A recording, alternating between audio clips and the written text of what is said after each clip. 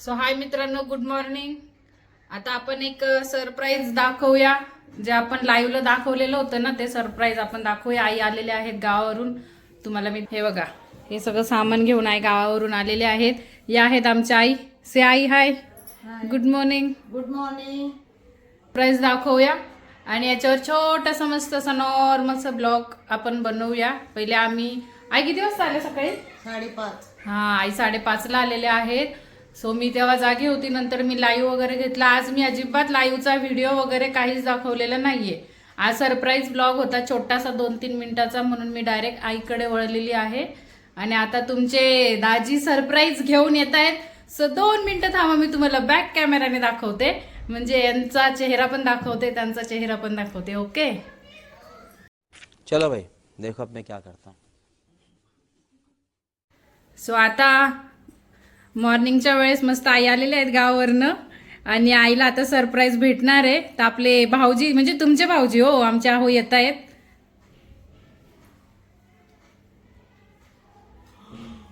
ओ बापरे. रडू नको. रडू नको. रडू नको ग. रडते कशाला? रडते कशाला? रडू नको. हात काढा आईचं. रडू नको. बस बस बस, रडू नको.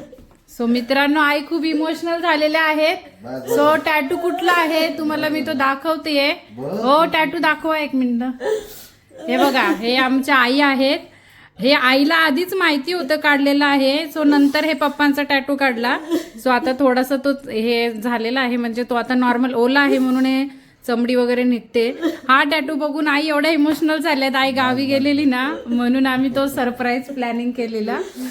सो बघू शकतात, बस. आमची आई पण इमोशनल झाले, सगळेजण इमोशनल झाले आहोत आम्ही.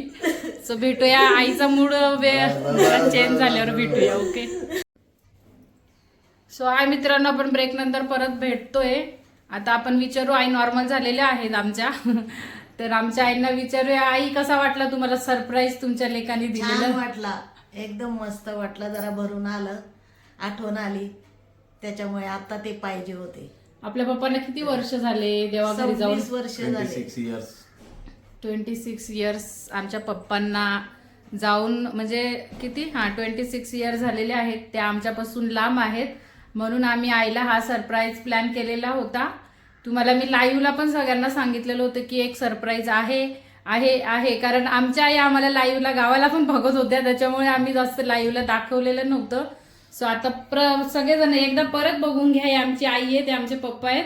हे दोघांना आमच्या आहोंनी छातीवर कोरलेलं आहे. त्यामुळे मी सगळ्यांना सांगितलेलं, एक छोटासा 2 मिनिटाचा का असेल ना, मी ब्लॉग टाकणार होती. तर मी लाईव्हमध्ये पण सांगितलेलं होतं.